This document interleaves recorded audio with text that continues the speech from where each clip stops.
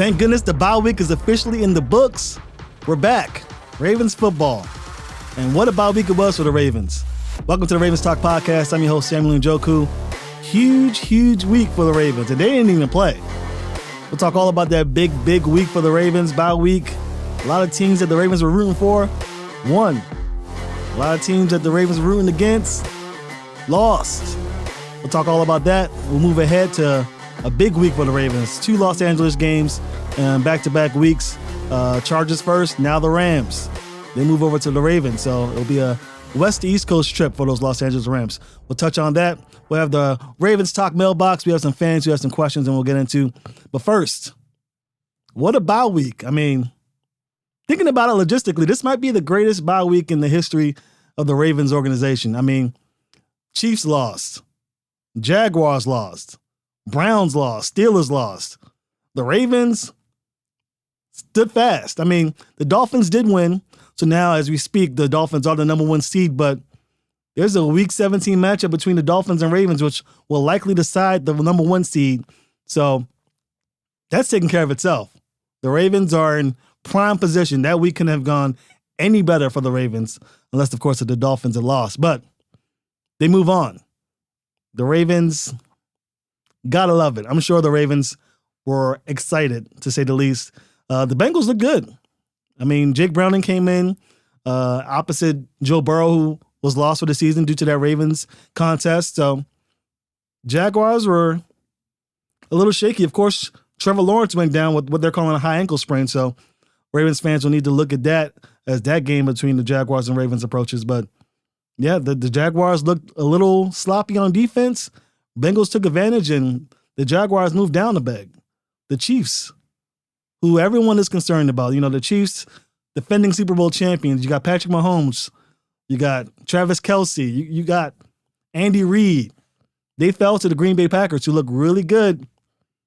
Not much of a concern for the Ravens as they're an NFC team, but Packers look good. And they took care of business against the Kansas City Chiefs. Browns, of course, lose to the Rams. Joe Flacco being the double agent. Talked about it on social media. Joe Flacco looked good. I mean, he's a little rusty. He hasn't played in a while. He's my age, pretty much. So he still has an arm.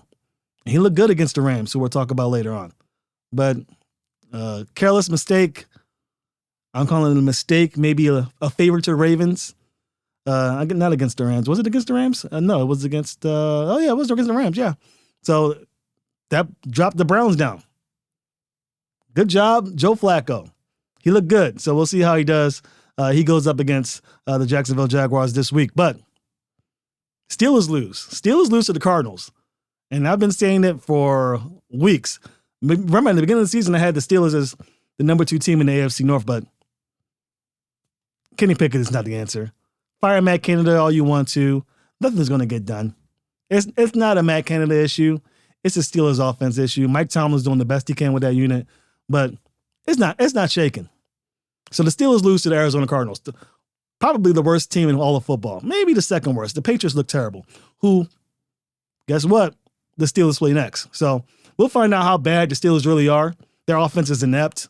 They're not much of a contest, not much of a competition. So that Week 18 game against the Ravens, I wouldn't worry about it if you're a Ravens fan.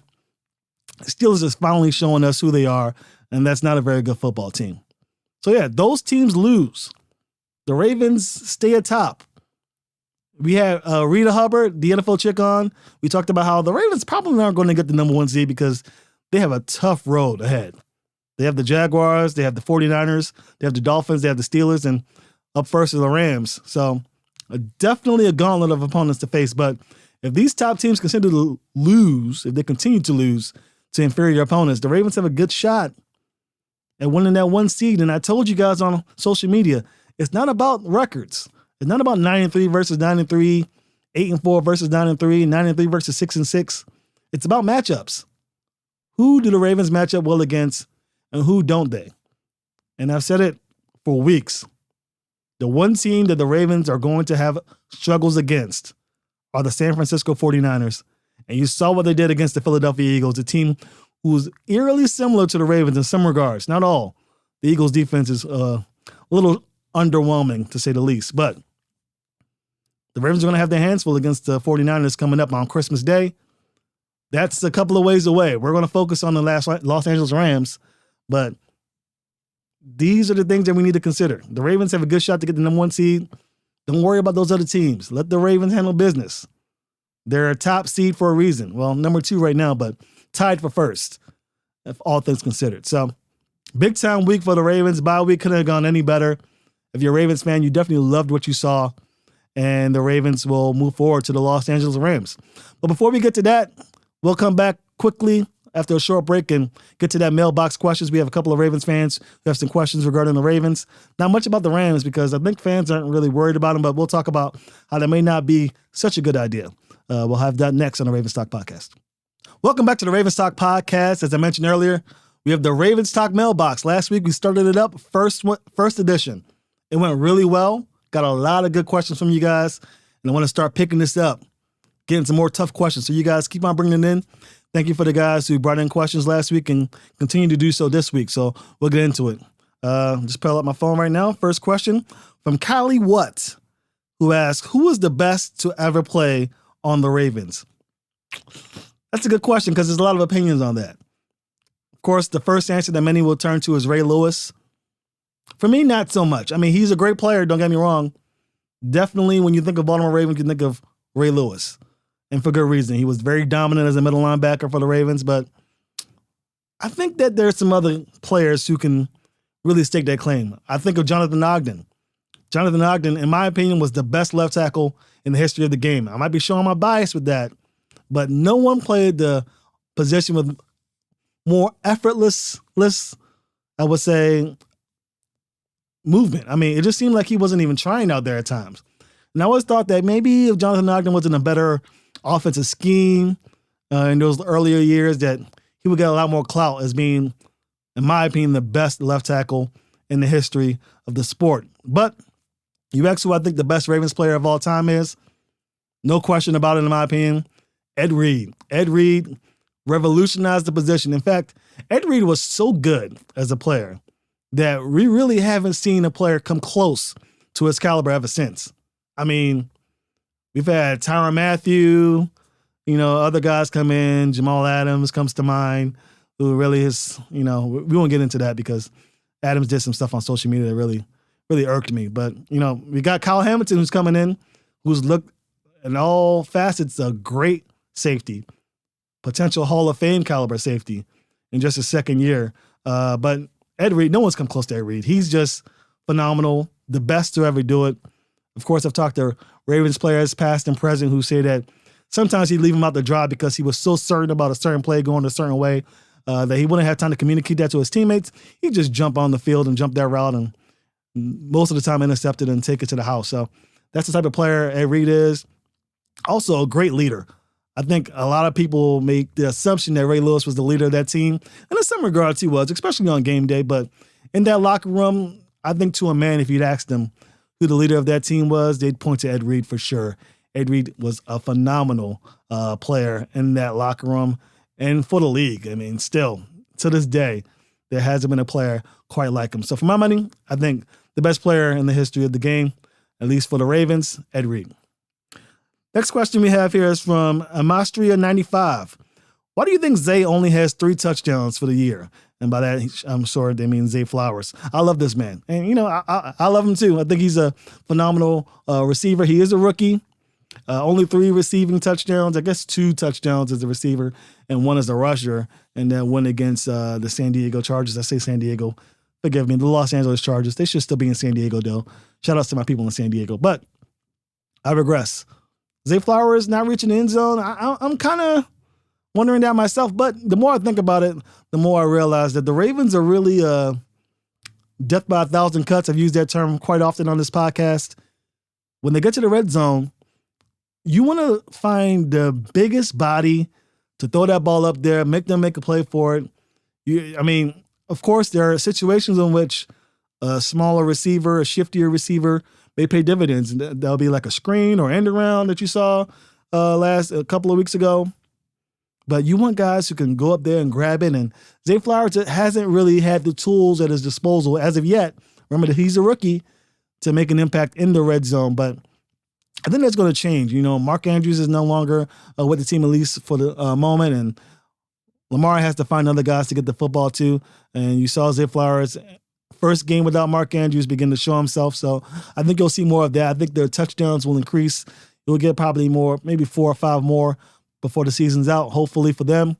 But yeah, Rashad Bateman, Isaiah Likely, OBJ, those are the receivers you're going to see in the red zone really get targeted more so than Zay Flowers, who, in my opinion, is still a phenomenal receiver, who's still shifty enough to get the job done. But I think the reason why, at least early on, he hasn't really been featured in the touchdown category as much as because of his smaller frame and his young stature. He hasn't really got the experience or the camaraderie of Lamar Jackson to really be targeted because, it's a lot of body. It's a lot of mass. People don't realize in the red zone, it's a short inches to go maybe sometimes between you and the goal line, and you got to find the biggest body you can who will make the short catch.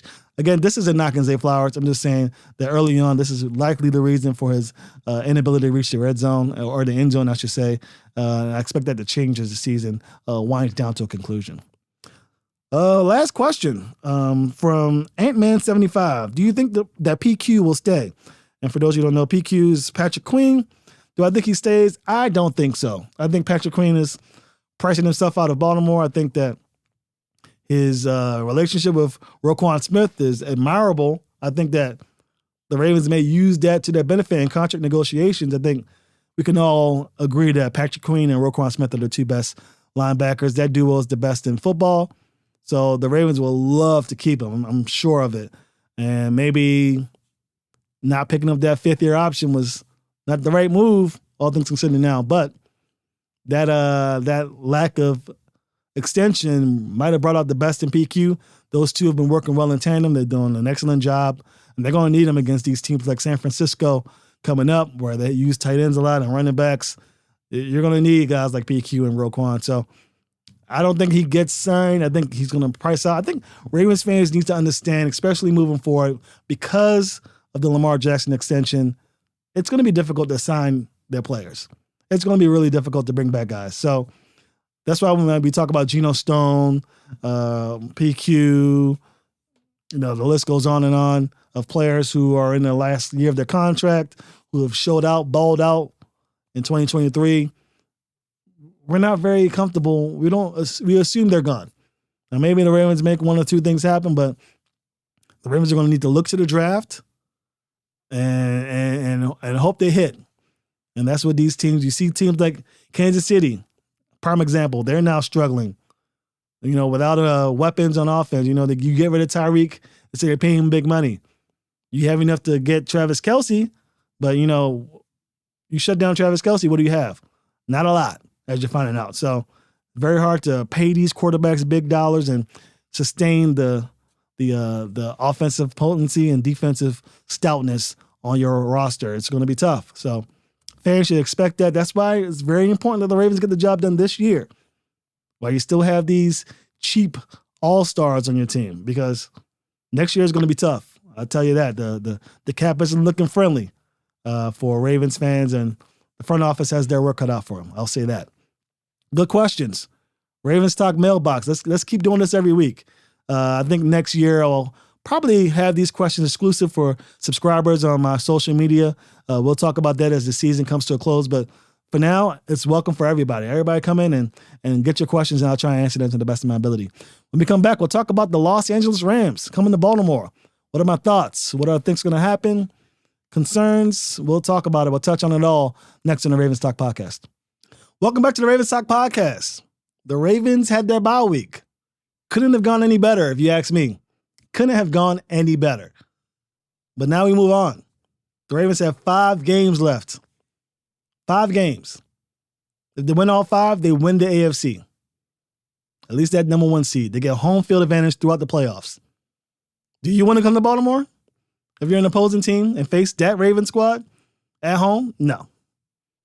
That doesn't mean that they don't get the 1 seed, that the chances of winning the Super Bowl diminish. I mean, it does. If I'm being quite honest, it does diminish, but it doesn't rule it out. I mean, every time the Ravens have won a Super Bowl, they've had to play in the wild card game.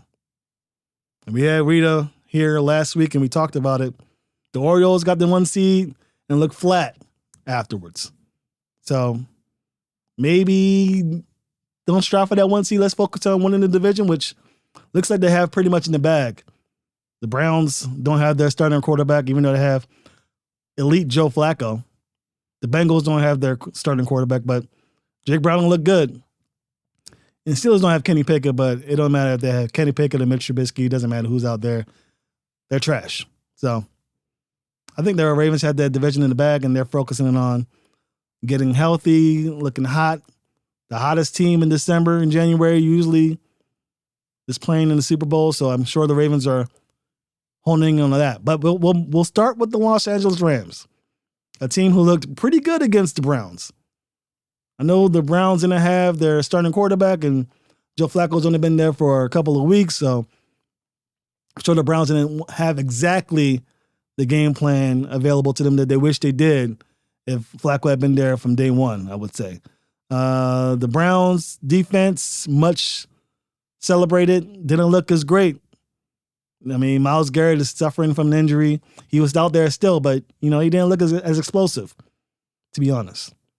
But that's the picture that Ravens fans saw. I'm sure fans are watching their second favorite quarterback, Joe Flacco, out there. So you know there's not much to say out here. You know what the Rams bring. And I'm not concerned if I'm a Ravens fan. There are some things that pique my interest, but for the most part, the Rams don't have a premier pass rusher. And I've said this ad nauseum every week that the Ravens have had very, very tough times stopping premier pass rushers from getting to Lamar Jackson. And you've seen this season how many premier quarterbacks have gone down due to injury. You have to find a way to protect Lamar Jackson. I don't think they have much to worry about this week. I think Ronnie Stanley's injury needs to be discussed a little further. Is he being a detriment to his team? He doesn't look comfortable out there.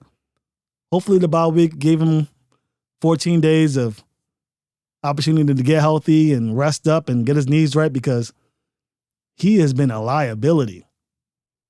And that's not to his detriment as far as talent is concerned, but similar to what people are talking about with Jalen Hurts, if you're injured, are you hurting your team by being out there instead of getting healthy and getting right for the postseason? So that's something we'll need to discuss later. We'll find out how Ronnie Stanley does in this game, and maybe that will be a conversation for next week. But this week, the Rams don't really have that much of a pass rush. They didn't look very good, very stout compared to a Browns team or a Steelers team that the Ravens may be dealing with that might give them some trouble. So the Rams defense doesn't give me too much of a concern.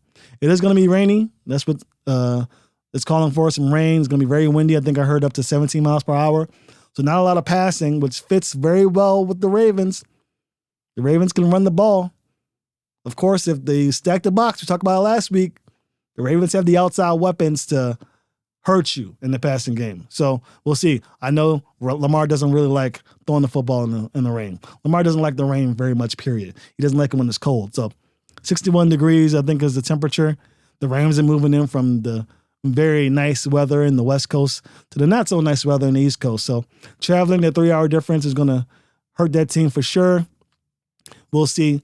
On the Ravens side, there's some things. It's not all rain. Sunshine and roses over here in Baltimore. The Ravens really haven't had the success stopping the run in recent weeks as I would like. Right now, I believe they're ranked 11th in stopping the run, which isn't bad, but it's something that Sean McVay and that Rams offense can take advantage of. Kyron Williams has looked really good. Really good. He looked good against the Browns. If the Rams find a way to get him involved early and make this team two-dimensional and give Matthew Stafford some opportunities to work off the play action, it could be trouble. So the Ravens, hopefully during that bye week, Mike McDonald got in with his position coaches and found a way to shore up that defense that has been very uncharacteristic. Let's be honest. The Ravens' run defense hasn't been great. It's been okay, but it hasn't been great. So, and it's off tackle usually how these opposing offenses are getting them. So we'll see. We'll see what happens. But that's really my only concern is stopping the run, making the Rams one-dimensional. Matthew Stafford has had a masterful season, especially coming off that thumb injury. Coming back, I believe he's thrown 8 touchdowns to 2 interceptions. So he's getting the job done. Now, I'm not really concerned about Matthew Stafford because the Ravens are one of the best pass defenses in all of football. I think they're really good at covering receivers. Puka Nacua, Cooper Kupp, those guys are I think the Ravens they'll do a good job containing them. You know, Tyler Higbee, a tight end.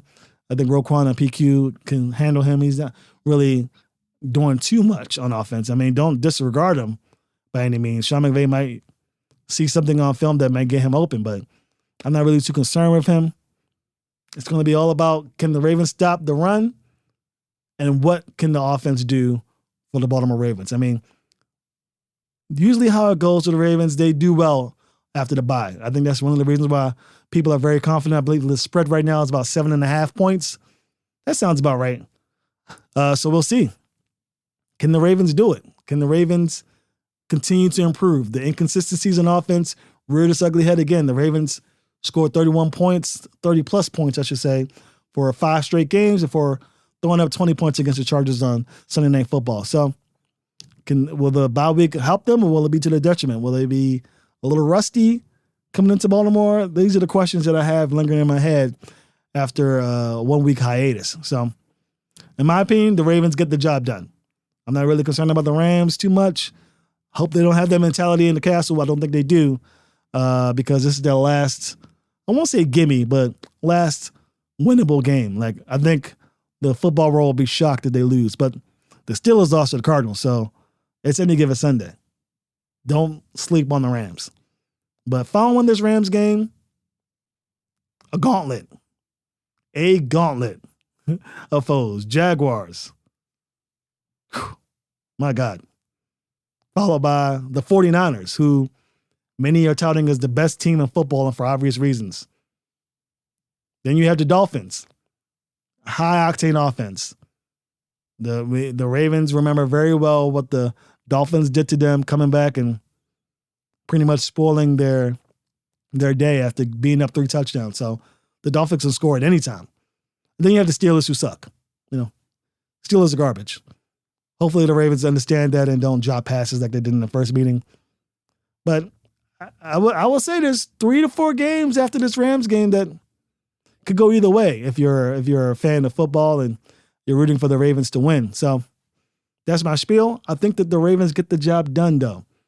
I don't mean to toot my own horn, but I've been right for the last 2.5 weeks.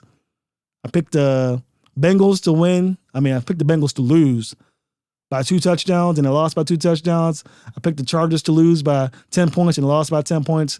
Now we have the Rams. I feel like I'm Midas. Everything I touch turned to gold. I'm definitely betting this week. Hopefully I'm right. I think that the Ravens win by 8 points. I think it's going to be a 24-16 win. It's going to be rainy. It's going to be muggy. I don't see how the Rams come into Baltimore, a red-hot team, well-rested after a bye. You know how John Harbaugh is after byes. I don't know how they come into Baltimore and pick up the win. They're fighting for the playoff spot. They are fighting. They're 6-6. They need this win. But the Ravens need this win too. Ravens have to keep pace in the AFC. They have to stave off the Browns, who could win next week. They could win. So don't sleep on those Browns. Don't sleep on Joe Flacco. He gave the Ravens a favor once. Don't expect it again. It's so funny watching Joe Flacco perform. It's funny, and it's also nice to see. A lot of Ravens fans are excited for him, and I'm in that boat. I'm in that category. I'm rooting against them. I don't want the Browns to mess up my prediction of a Ravens 49ers Super Bowl, but it is nice to see Joe Flacco back playing some decent football. That's going to do it for us here at the Ravens Talk Podcast.